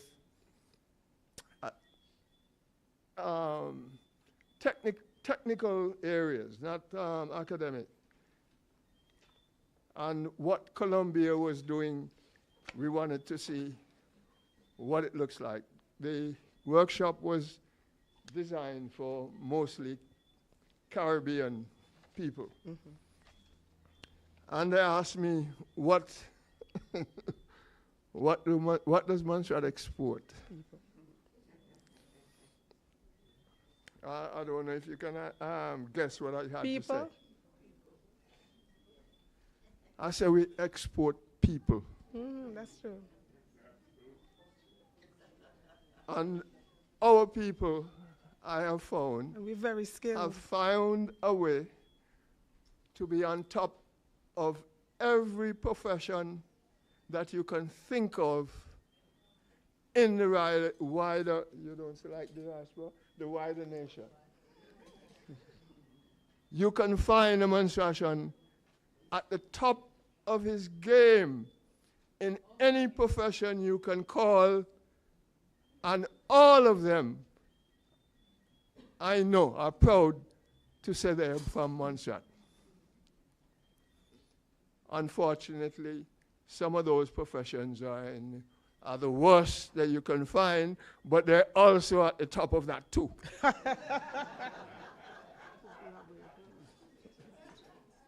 But they're more in the good one. Positive.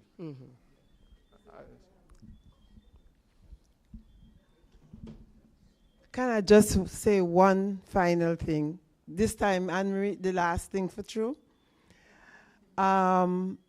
People have raised that thing about, becoming a monstration, knowing that you're a monstration, being proud to be a monstration. And I have to share with you all where mine started. And it was in Montserrat Secondary School.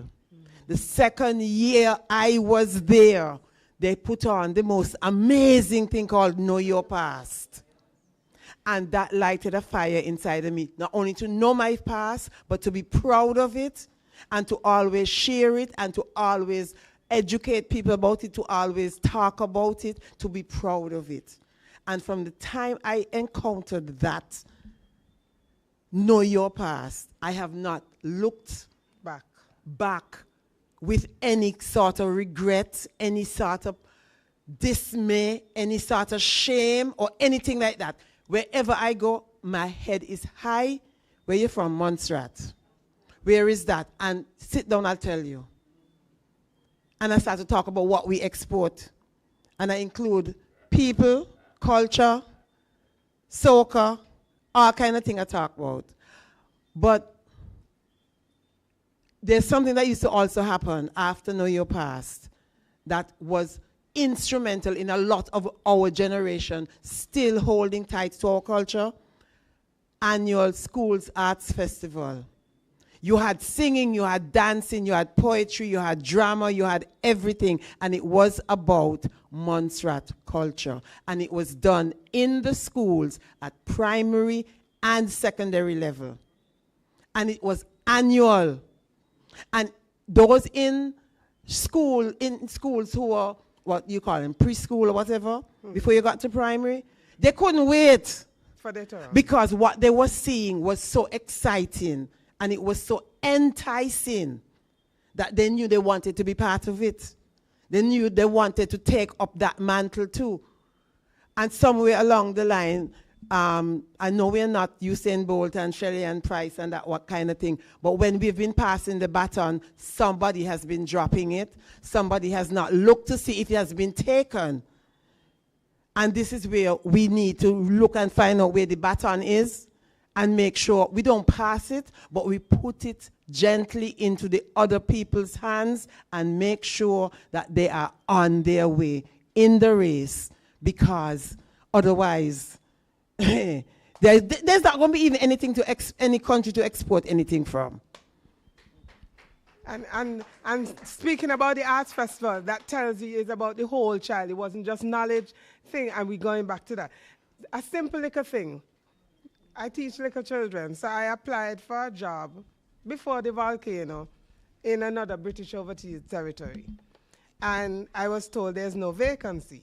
Then I went to a conference and met somebody from the same country and said, oh, we always need teachers. Why don't you apply? I said, but I sent in an application just last year. What subject do you teach? I teach little children. Oh, no. We don't let foreigners teach our young children. And I was offended then. But the more I study early childhood is the more I understand what's going on. Because you don't just teach, because young children, we're not just teaching content. We're not just thinking intellect. We're teaching mannerism, culture, values, everything. Fast forward now, I'm in the Caribbean and I'm teaching that at UWI. I'm pointing it out. Fast forward, I'm at a school function about 2 weeks ago. And I'm standing, a group of us standing, and a teacher passed. And I said, good morning. Oh, I didn't see you. Children are looking. They're looking. If we are people who are walking and saying good morning, good afternoon, and your teacher pass, you told the children they must say good morning, but they see you passing a group of people and not saying hello. They're learning from us. So Merle and Shirley and those of us who were in secondary school at that time, we learned it at secondary school when National Pride, but then we passed it on to your son, the children we taught, those who came after us. But maybe it's the volcano, we scattered, and maybe that's when the baton got dropped. But soon after the volcano started, we were exporting these children that the Sky News, BBC News, I think somebody from the US, they came to see what we were doing here. And then we copied what they're doing and we got on structure. We no longer teaching them about Blackburn Airport, William Henry Bramble. We don't teach them about us no more. And that is what we're just focusing on the O-levels. We have to look to see where the baton got dropped. It's all of us. Is it okay? I just wanted to say, because sometimes I guess I embarrass her, but I absolutely love Grayson Castle. So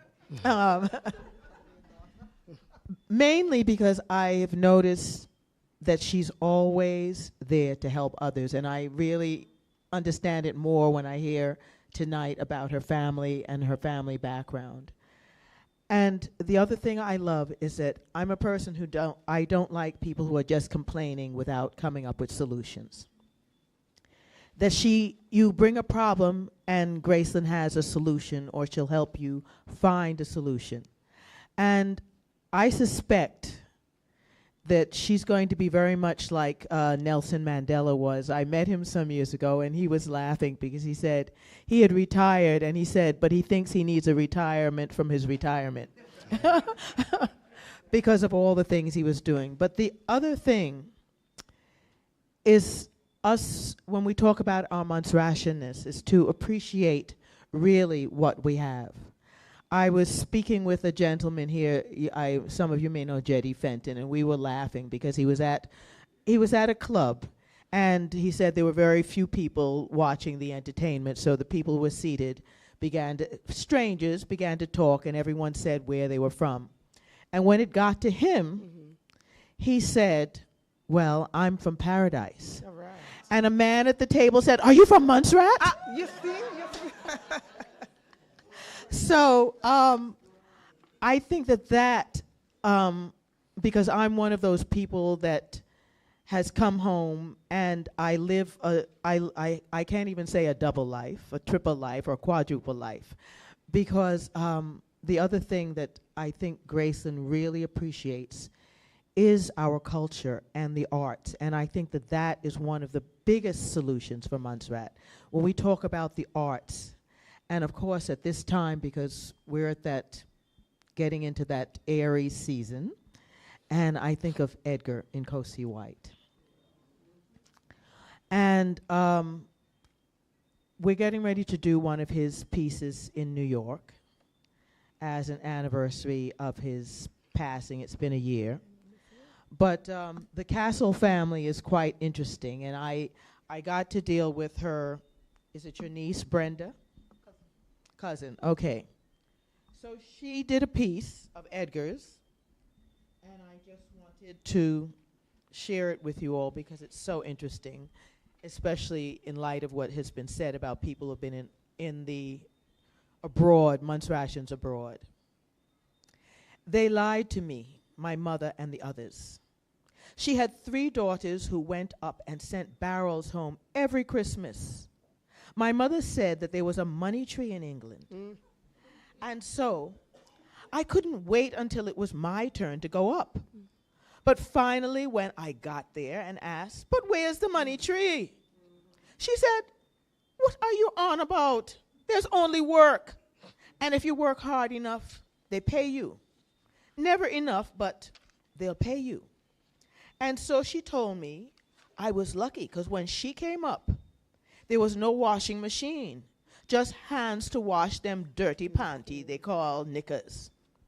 And so she had to wash their knickers by hand. She found me a job, and I walked their dogs and their children. And when my masters got old, I walked them too. 20 years I spent there and had children of my own. Time's funny in England. It sneaks up on you like a thief. And 5 years becomes 20.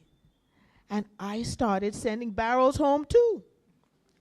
I tried to buy land back home, thinking that my children would want to come home, but I was just fooling myself to think that they would ever give up England for some island that they couldn't even spell. So I left them to it. I wanted to be home before someone had to walk me. Now the only thing that I want is a room with a door that I can close behind me. And although Montserrat isn't easy, you must love it more than you hate.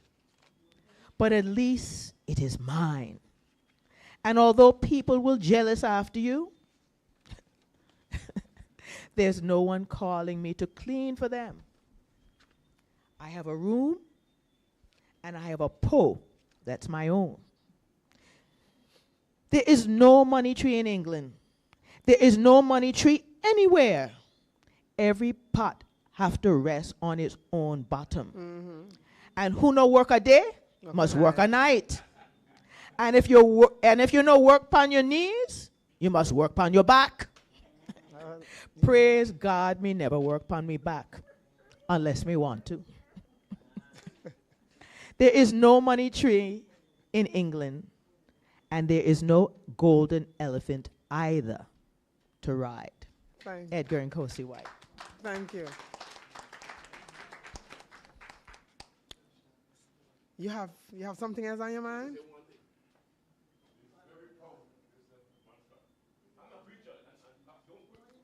Me know that, me know.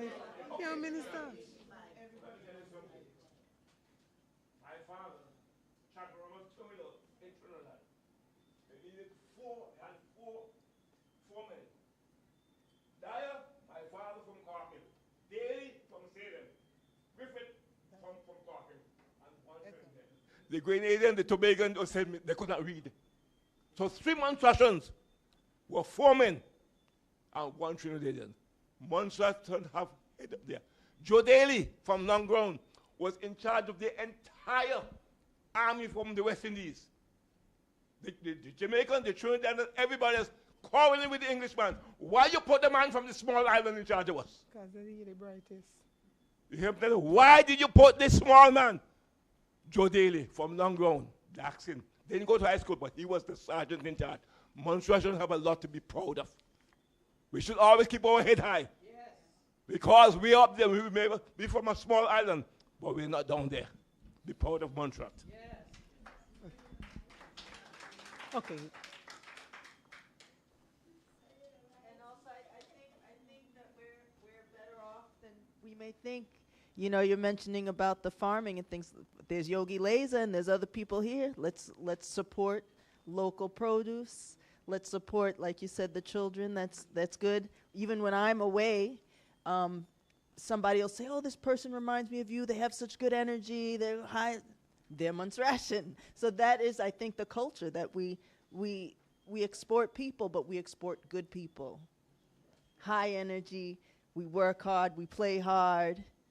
Like you said, we find solutions. We're finding solutions here today. And 30 years ago, the internet wasn't what it is today. So now, you know, you don't necessarily have to be here to bring business back home. And I even had an idea. I can't necessarily do it, but I'll share it. Why don't we have something like a Zoom or something where people can log on with their parents, children and parents, and do some of these things, learning about Montserratian history and things like that. So we can all come. You don't have to be here to connect anymore. And let this be the paradise. Amen. One last. Thank you very much. My whole life I have been on the cusp of change. All of my father's generation left the Caribbean to go north, and I went the opposite way. And my life has been better for it. I think that one of the most important things for us to cultivate is gratitude. The second thing is celebration. Montserratians recently had a very proud moment when the Youth Parliament, people from across the world, young people, some as young as what, 11, 16, amazing. But I realized a lot of people noticed when, who happens to be my boss's daughter. And suddenly, everybody who is a Montserratian or a friend of Montserrat was feeling pride. Because it was like, one of our own is on the global stage. And we are from such a small part, but we can have such a loud and impactful voice. And so that's just a little sample. When I first saw this country in 1996, you see the same thing? When all the people were leaving, I was now coming. My recollection was like sackcloth and ashes. The whole place was, it's like you couldn't believe that what had happened. But when I come back all these years later, 2016, it had completely revegetated. That is my word.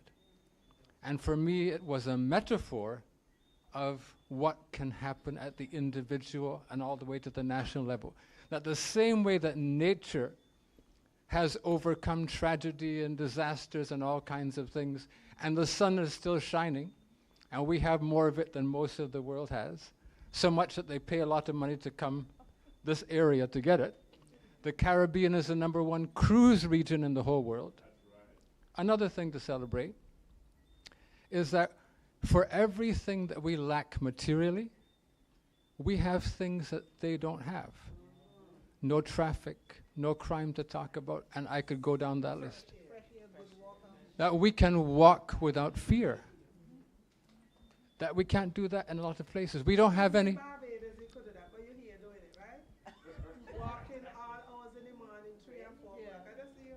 Yes. Yes.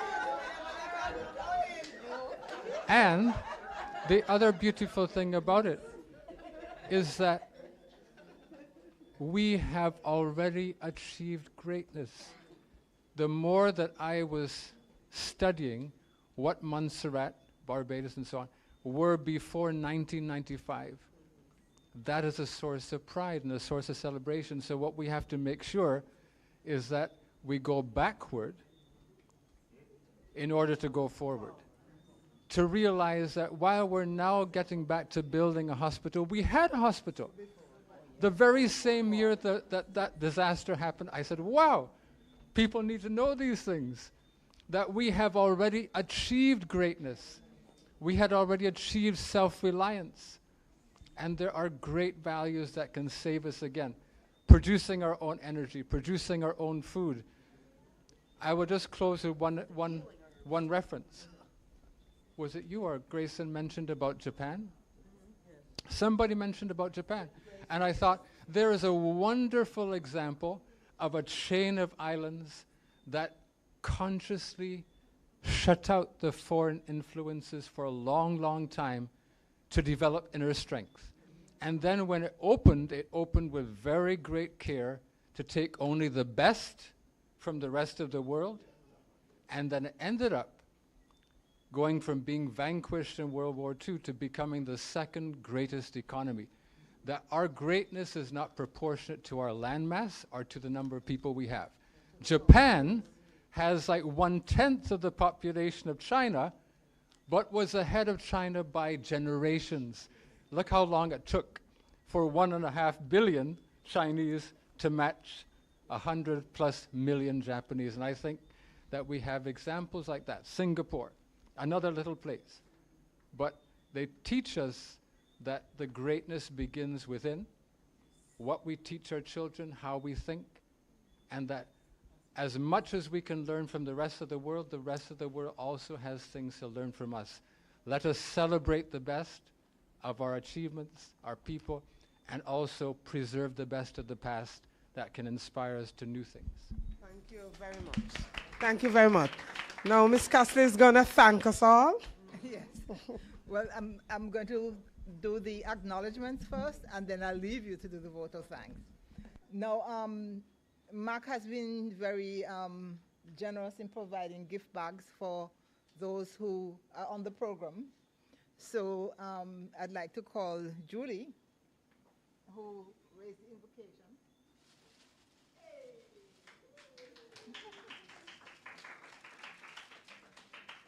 And I know that we feel like the Creator was with us here this evening. Thank you, Mark, and thank you for your contribution to the discussion as well. Thank you.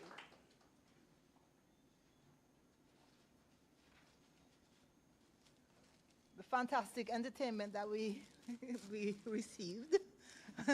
Merle and Anne-Marie. Compliments to Mark.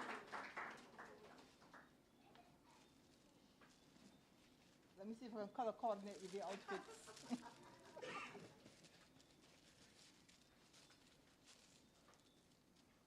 Thank you so much. That was wonderful.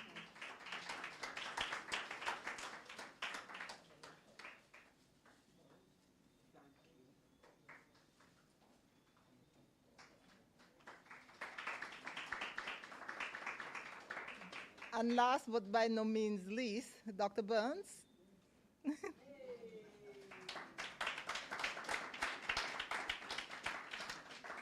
I decided that I wanted her as my moderator, just so that she could take over. You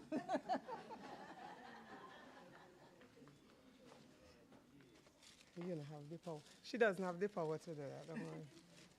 Thank you. Compliments of Mark. Okay, thank you. Now, one of the things, and it's looking from the... You want to say something? Sorry. Mark has provided copies of a book that they commissioned Dr. Fergus to do on St. Patrick's. So those of you who want to know more about the culture and the heritage, the history, the book is available at $60. Yeah. Okay. So it's my turn to say thanks. Did we enjoy our celebration tonight of our ancestors? So it was a purely enlightening, engaging celebration of our ancestors' attempt to gain their freedom 257 years ago. Yes. So I'd like to begin by first thanking God for being here with us, bringing us here safely, and taking us back home safely. I know he's going to do that. Thank you. Then I thank MAC, the MAC team, the Montserrat Arts Council team, Mr. Jayesh, one of my former students too, Mrs. Bramble Brown, who they're part of the team that helped, yes, from MAC. Then Philomagic Media. Without them, our, not diaspora, our Montserratians overseas and lovers of Montserrat overseas won't be able to join us live. Thank you, Philomagic. Mr. Herman Sargent and his team from ZJB Radio Montserrat, who continue to assist with advertising, live streaming, recording, and airing the lecture. This is an important role that they play and for which we are grateful. I'd also like to thank Mrs. Cisse for invoking God's presence here with us, and for my schoolmate, Piper's Prep, Aliogana Pearl, Miss Merle Roach, and my teacher, Miss Anne-Marie Joe, for that brilliant performance telling us what was on their mind. We'd also like to thank the librarian, the chief librarian, Miss Sonia Smith, and her team for hosting us tonight, for allowing us to, for hosting us. They also took the responsibility for ensuring the space was prepared, and for this we are truly thankful. Also, Miss Jessica Towers for the decoration, and also for the catering. So you're gonna get some bush tea, I understand? Right, bush tea. Also like to thank Miss Jennifer Joseph, who came to the rescue of help Miss Grace and did the detailed program, the detailed flyer for tonight's presentation. Miss Yvonne Lane, as you heard, she's the only other person currently at the UE staff with Miss Castle. And Yvonne, thank you very much. You were manning the online. You got any messages? No, nobody there. Okay. Thank you anyway, because you're always here every time I come around. Anyway, this is thank you from Grace, not me, but go ahead. She also wants to thank her temporary staff, Miss Angenique Castle, who you heard assisted her with the data collection so she could use the information in her presentation tonight. And Miss Clemens Fergus, Grace has retiree, that's part of your title? Okay, retiree, Miss Clemens Fergus, who can be depended on to manage the office on an ad hoc basis whenever needed. And she's here with us assisting as well. And I cannot leave unless I thank you, our virtual audience and our physical audience, for your active participation tonight. We truly heard what's on everybody's mind, right? And thanks, Mr. Bass. I remember Mr. Bass saying, and you asked the question, where is the baton? We're going to look for it. Who is responsible? We're going to be looking for it. And I want you to know that I try to do things, some of us try to do things in our little silos. Shirley has her program. I do little workshops. I speak to teachers one-on-one. I speak to parents one-on-one. So we are working on things, right? So hopefully we'll get our young children to be proud Montserratians from small. So when they're like us, we're not the dying breed who are proud of Montserrat, but they're growing up being proud of what we have, right? And the simple thing, just saying good morning. I saw Jivan said something on Facebook one time when he pushed the door someplace or held the door for somebody. The lady was impressed. And right there in Barbados, I spent a few years in Barbados working. And that's one of the things this lady said she wanted to meet me, because you'd be passing with your bag and telling everybody, good morning, good morning. You see, it comes a part to you that you don't realize it looks different to somebody else. So that makes us Munsashan. And just the simple saying, I'm from paradise, and somebody saying, you must be talking Munsa. That too. So there's something about us, not just our language. And it is not dialect, it's a Creole, it's a Munsashan Creole. It's your native language, it's your home language. It makes you who you are. With that little to do, I got off. I'm saying what's on my mind. Good night. Have a safe drive home. You have snacks there? Uh-huh.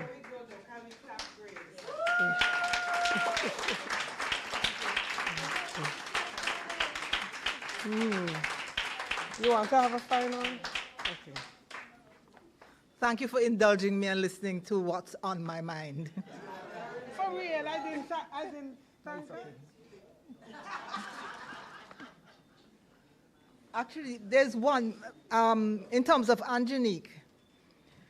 What I'm realizing, all of those youngsters coming out of the community college are coming with skills that I'm not sure that the public service is making full use of them.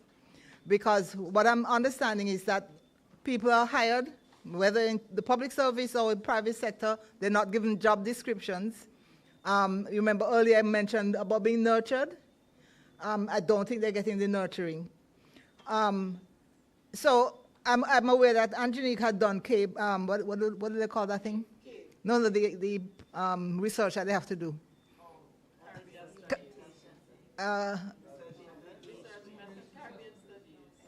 No, before that. SBAs. So they get to use the technology. And once I discovered that Angenique knew how to do these things, I've been using her like mad. And in fact, it's a way to understand what it is that she has as a skill, help her to develop it, and also to acknowledge it, empower her in the job. And if we can do that in our small spaces with the young, because I think they're crying out for that kind of help. We need to be doing that with our young people. And instead of complaining that they're sitting at desks playing with their phones and not being productive, the managers are responsible. The supervisors are responsible. Yes? Can I just claim Angenique, please? She was in my girls' education project. Okay. Thank you, Shirley. Thank you, Shirley. Ladies and gentlemen, thank you for being here. Please help yourself to bush tea. It's lemongrass, St. John's Wort, and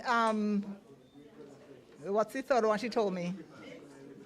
Shadow Benny or Ramgo Bush. Sweet potato pudding.